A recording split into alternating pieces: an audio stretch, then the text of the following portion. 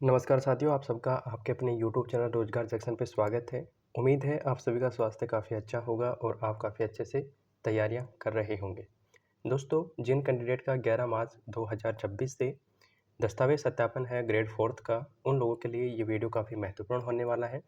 वैसे तो अभी ऑफिशियल आपकी चेकलिस्ट जो है वो जारी नहीं हुई है, लेकिन जो पिछली भर्तियाँ हैं उनमें जो डॉक्यूमेंट आपसे मांगे गए हैं उन्हीं डॉक्यूमेंट के बेसिस पे आपको सभी डॉक्यूमेंट तैयार कर लेने हैं, क्योंकि चेकलिस्ट हमेशा समान ही रहती है। उसमें कुछ चीज़ें चेंज होती हैं जो कि यहाँ पे मैं डिस्कस कर दूँगा। लेकिन आपको सबसे पहले आपका जो स्क्रूटनी फॉर्म है, आपका जो एप्लीकेशन फॉर्म है और स्क्रूटनी फॉर्म के साथ आपकी जो पे स्लिप है, यानी कि जब आपने 100 रुपये का जो चालान भरा था, तो उसकी जो स्लिप है वो आपको यहाँ पे डाउनलोड करके रख लेनी है, क्योंकि हो सकता है कई बार साइट नहीं चल पाती है। तो ऐसी स्थिति में फिर आप डाउनलोड नहीं कर पाएंगे और उनकी जो दस्तावेज़ की जो फ़ोटोकॉपी है वो आपके पास नहीं होंगी। ऐसी स्थिति में फिर आपको सबसे लास्ट में वापस से डॉक्यूमेंट वेरिफिकेशन के लिए जाना पड़ेगा। तो सबसे पहले अपन एक-एक करके सभी डॉक्यूमेंट को यहाँ पे डिस्कस करेंगे कि कौन-कौन से डॉक्यूमेंट आपको तैयार करने हैं। दोस्तों, सबसे पहले तो यहाँ पे एक चेकलिस्ट ऐसी जो बोर्ड है उसकी ऑफिशियल वेबसाइट पे जारी की जाएगी, जिसमें लिखा होगा चतुर्थ श्रेणी कर्मचारी भर्ती 2024। यहाँ पे नाम, जन्मतिथि, मोबाइल नंबर और आपका जो भी जेंडर है वो आएगा। यहाँ पे पासपोर्ट साइज़ के फ़ोटो आएंगे आपके। आप जो भी यहाँ पे फ़ोटो लगाएं तो उसकी फ़ोटो आपके पास अतिरिक्त होनी चाहिए। जैसे कि आपने यहाँ पे कोई फ़ोटो लगाया तो उसकी फिर आपके पास 8 से 10 फ़ोटो और होनी चाहिए। ठीक है। उसके बाद में आपकी 2026 1 जनवरी 2026 को कितनी एज होती है वो भी आपको यहाँ पे लगानी है, और ये आपने जो एप्लीकेशन फॉर्म भरा है तो उसमें साफ लिखा हुआ है। ठीक है, तो वहाँ से भी आप यहाँ कॉपी कर सकते हैं। सबसे पहले अपन ये दस्तावेज़ की बात कर लेते हैं कि कौन कौन से दस्तावेज आपको साथ में लेके जाने पड़ेंगे। तो यहाँ पे आपको 2 सेट तैयार करने हैं दोस्तों। 2 सेट वैसे भी आपके काम आने वाले हैं, क्योंकि एक आपका जो मंडल है वहाँ पे होगा। जैसे कुछ कैंडिडेट का जयपुर होगा, कुछ का चूरू होगा, कुछ का अजमेर होगा। उसके बाद में जैसे ही आपको डिस्ट्रिक्ट अलॉट हो जाएगा, जैसे अब अपन बात कर लेते हैं कि बहुत सारे डिस्ट्रिक्ट हैं, उनका जयपुर में भी डॉक्यूमेंट वेरिफिकेशन होगा। लेकिन उसके बाद में जैसे कोटा के आसपास के जो लोग हैं, उनको अगर उनका खुद का डिस्ट्रिक्ट अलॉट हो जाता है फाइनली, जब वो सिलेक्ट होते हैं, तो फिर उनका डिस्ट्रिक्ट जो लेवल होता है ना, उस पे भी वापस से डॉक्यूमेंट वेरिफिकेशन होता है। तो ऐसे में आपको 2 सेट तो चाहिए ही होंगे, लेकिन अगर अभी आप 2 सेट तैयार करवा लेते हैं, तो ऐसी स्थिति में क्या होता है कि अगर आपके सेट 1 के किसी डॉक्यूमेंट के अंदर त्रुटि है, तो आप सेट 2 जो आपके पास ऑलरेडी है, तैयार किया हुआ, वहाँ से आप उसकी कॉपी को यहाँ पे लगा सकते हैं। तो इसलिए आपको 2 सेट तैयार करवाने हैं। अब अपन एक-एक करके डॉक्यूमेंट को डिस्कस करते हैं। कुछ कैंडिडेट के जो भी अगर इसके अलावा कोई क्वेरी है तो आप हमें कमेंट कर सकते हैं, आपके कमेंट का रिप्लाई करेंगे। सबसे पहले दोस्तों आपको स्क्रूटनी फॉर्म जो है वो डाउनलोड करना है।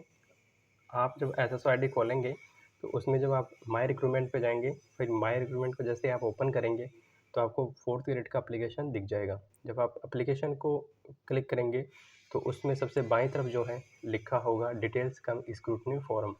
तो उस पे जैसे आप क्लिक करेंगे तो स्क्रूटनी फॉर्म आपके सामने ओपन हो जाएगा, और उस फॉर्म को आप जो है डाउनलोड कर लीजिए, और उसको या तो प्रिंट निकलवा सकते हैं या फिर अपने फ़ोन में सेव कर सकते हैं। एट लीस्ट आपको सेव तो करना ही चाहिए, क्योंकि क्या होता है कि बाद में वेबसाइट नहीं चल पाती है और वैसे में फिर आप उसको डाउनलोड ही नहीं कर पाते हैं। तो अभी सेव कर लीजिए। उसके बाद में जन्म प्रमाण पत्र जो होता है, तो उसके प्रूफ़ के लिए आपको 10th की मार्कशीट यहाँ पे लगानी है। ठीक है? और उसके बाद में यहाँ पे 10th की एक मार्कशीट होगी, दोनों सेट के अंदर एक-एक। उसके बाद में वापस से आपको 10th की ही मार्कशीट लगानी है, क्योंकि ये जो 4th ग्रेड की जो भर्ती थी, इसमें आपकी जो योग्यता है, वो 10वीं योग्यता माँगी गई है। तो योग्यता प्रमाण पत्र के रूप में भी हम 10वीं की मार्कशीट को लगाएँगे। ठीक है? उसके बाद में अगर आपने एप्लीकेशन फॉर्म भरते समय 12वीं और ग्रेजुएशन की डिटेल दी हैं और उसके डॉक्यूमेंट अपलोड किए हैं, तो आपको ग्रेजुएशन और 12वीं की मार्कशीट और जो सर्टिफिकेट है, उसकी भी आपको फ़ोटो लगानी पड़ेगी। अब कुछ कैंडिडेट ऐसे भी हैं कि जिन्होंने 2010 से पहले 12th या 10th किया है, तो ऐसे में उनके क्या थे कि मार्कशीट और सर्टिफिकेट दोनों अलग-अलग आते थे। तो आपको दोनों की अलग-अलग फ़ोटोकॉपी निकलवानी है और उसको सेल्फ अटेस्टेड करना है। सेल्फ अटेस्टेड का भी मैंने आपको बताया था, जब भी कोई फॉर्म अपन सेल्फ अटेस्टेड करते हैं तो हमेशा सबसे नीचे जाके सेल्फ अटेस्टेड किया जाता है उसको, ठीक है।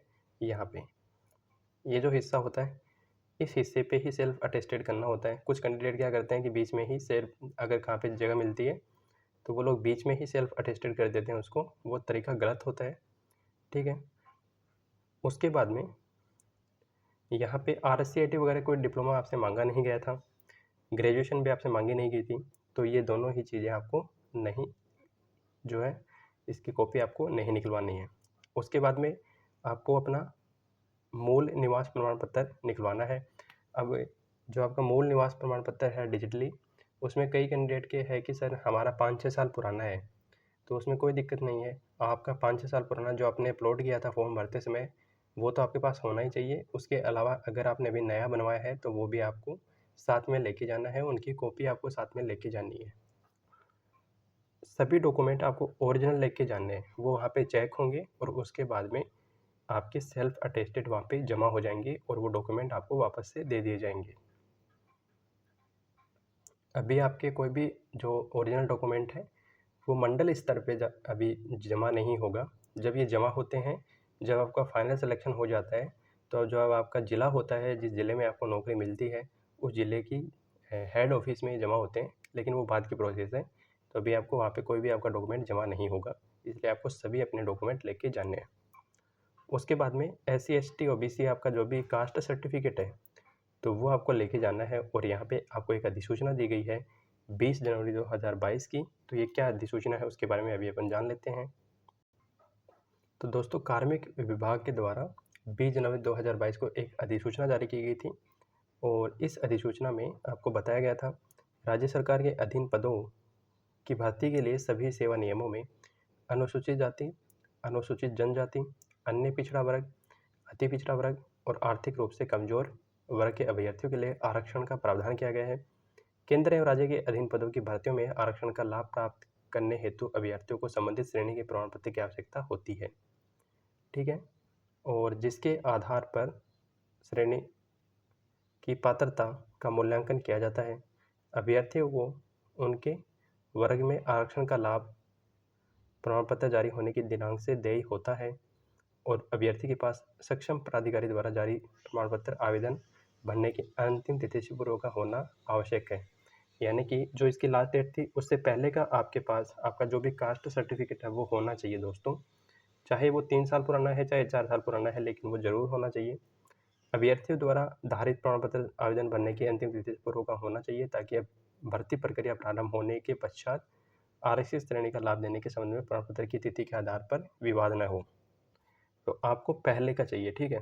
अगर आपके पास ये पहले का नहीं है तो भी इसका एक सॉल्यूशन होता है कि आप जो भी आपका SDM होता है, तहसीलदार, उसके पास आप जाते हैं और एक फॉर्मेट होता है उनके पास कि मैं फलानी तारीख से लेके और अभी वर्तमान तक इसी जाति में हूँ, मैंने किसी अन्य जाति का लाभ नहीं लिया है। तो ऐसे एक फॉर्मेट होता है और उसमें वो खुद उसको अपने साइन और सील से सर्टिफाई कर देते हैं, तो वो भी चलता है, लेकिन वो बाद की स्थिति है। अभी अगर आपके पास है तो आपको दोनों लेके जाने हैं, एक जो अभी आपने अभी बनवाया है और एक आपने जो एप्लीकेशन फॉर्म भरते समय बनवाया था 2-3 साल पहले या फिर 2024 में, तो आपको दोनों साथ में लेके जाने हैं। उसके बाद में आपका जो अन्य श्रेणी जैसे कि विधवा है, परित्यक्ता है, खेल संबंधी है या फिर दिव्यांग कैटेगरी के जो अभ्यर्थी हैं, उनका प्रमाण पत्र होना चाहिए। दिव्यांग कैटेगरी के जो अभ्यर्थी हैं उनके लिए ये स्पष्ट प्रावधान किया गया है कि आपके पास UID कार्ड होना चाहिए, ठीक है। UID कार्ड आपके पास होना चाहिए, ये कंपलसरी आपसे मांगा गया है। उसके बाद में चरित्र प्रमाण पत्र होना चाहिए आपके अंतिम शैक्षणिक संस्था से, ठीक है। तो ये जो इसका कोई फॉर्मेट अभी दिया नहीं गया है, तो ये फॉर्मेट जो भी आपके इंस्टीट्यूट होती है उसी के पास होता है। तो उनका एक लेटर पैड होता है, उस लेटर पैड के ऊपर उनका फॉर्मेट होता है और उसी में वो अपनी डिटेल्स फिल करते हैं, जिसमें आपकी डेट ऑफ बर्थ भी होती है, आपका नाम होता है, आपके फादर का नाम होता है, ये सारी चीज़ें उसमें होती हैं। तो 2 इसकी कॉपी आपको निकलवा लेनी है। और 2 ये जो गजेटेड ऑफिसर होते हैं वहाँ से आपने जो भी 2 नए बनवाए थे, ये वापस से नहीं चाहिए। जो आपने स्क्रूटनी फॉर्म भरते समय बनवाए थे वही हैं ये, लेकिन इसकी आपको कॉपी निकलवानी है और ओरिजिनल इनको लेकर वहाँ पे जाना है। शैक्षणिक योग्यता संबंधी घोषणा पत्र। जो घोषणा पत्र आप जब देखेंगे, आपको जो पहले डॉक्यूमेंट की एक लिस्ट दी गई थी, वैसे हम इसको टेलीग्राम पे भी डाल देंगे। तो उसमें घोषणा पत्र है, वो घोषणा पत्र आपको लेके जाना है, ठीक है। ओरिजिनल आपके पास है, उसके आपको 2 फोटोकॉपी भी निकलवानी है, सेट 1 और सेट 2 के लिए। धूम्रपान के लिए आपने जो वचन पत्र बनवाया था सादे कागज़ पे, आपने खुद ही उसको सेल्फ अटेस्टेड किया है, किसी अन्य से उसको अटेस्टेड करवाने की आवश्यकता नहीं थी। तो वो आपको ओरिजिनल लेके जाना है और उसकी 2 कॉपी आपको निकलवानी है, सेट 1 और सेट 2। उसके अलावा जो दहेज संबंधी घोषणा पत्र था, आपको वो लेके जाना है। विवाह, जिनका विवाह हुआ है, तो देखिए 2006 से पूर्व जिनका विवाह हुआ है, उनके लिए शपथ पत्र मान्य है। तो आपको, अगर आप विवाहित हैं तो आपको विवाह प्रमाण पत्र लेके जाना पड़ेगा और उसके आपको 2 कॉपी आपको लेके जानी पड़ेंगी। अगर आप संतान है आपके, तो संतान संबंधित जो कैंडिडेट विवाहित हैं, केवल उन्हीं को ये बनाना है विवाह प्रमाण पत्र वाला, ये संतान वाला, चाहे उनके अभी संतान हुआ है या नहीं हुई है, लेकिन उनको ये लेके जाना पड़ता है। सामान्य घोषणा पत्र, इसका भी फॉर्मेट है और आपने स्क्रूटनी फॉर्म के समय पे ये बनवाया था। और उसके बाद में संविधान संबंधित शपथ पत्र, ये भी आपको मूल जो आपके पास है वो लेके जाना है। इसके अलावा इसके 2 फोटोकॉपी, यानी कि सेट 1 और सेट 2 के लिए। विकल्प पत्र, ये केवल जो टीएसपी एरिया के जो कैंडिडेट हैं उनके लिए है, क्योंकि टीएसपी एरिया कैंडिडेट जो होते हैं, उनमें कुछ कैंडिडेट चाहते हैं कि हमें तो नॉन टीएसपी में जॉब करनी है। उनके जो मार्क्स हैं वो नॉन टीएसपी के अकॉर्डिंग आ जाते हैं और वो चाहते हैं कि मुझे नॉन टीएसपी में करनी है, तो फिर उनको एक ही विकल्प दिया जाता है कि या तो आप टीएसपी को चूज कर लीजिए या फिर आप नॉन टीएसपी को। तो ये केवल उनके लिए है। इसका फॉर्मेट आपको दिया गया था, तो ये आपको लेके जाना है मूल और इसके अलावा 2 फोटोकॉपी।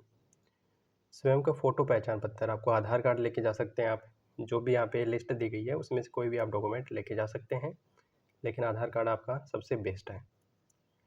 अन्य जो भी घोषणा पत्र हैं वो आपको लेके जाने हैं, ठीक है, और यहाँ पे आपको साइन करने हैं। सेम टू सेम ऐसी चेकलिस्ट आएगी और वो चेकलिस्ट हम अपने यूट्यूब, जो आपका टेलीग्राम चैनल है, उस पर अपलोड कर देंगे, तो वहाँ से आप उसको डाउनलोड कर पाएंगे। लेकिन दोस्तों, सेम टू सेम ऐसा ही क्रम होगा, तो अभी से आप इनकी फ़ोटोकॉपी निकलवा सकते हैं और इनके सेट बनवा सकते हैं। उम्मीद करता हूँ ये वीडियो आपको काफ़ी पसंद आया होगा। जय हिंद, जय भारत, वंदे मातरम।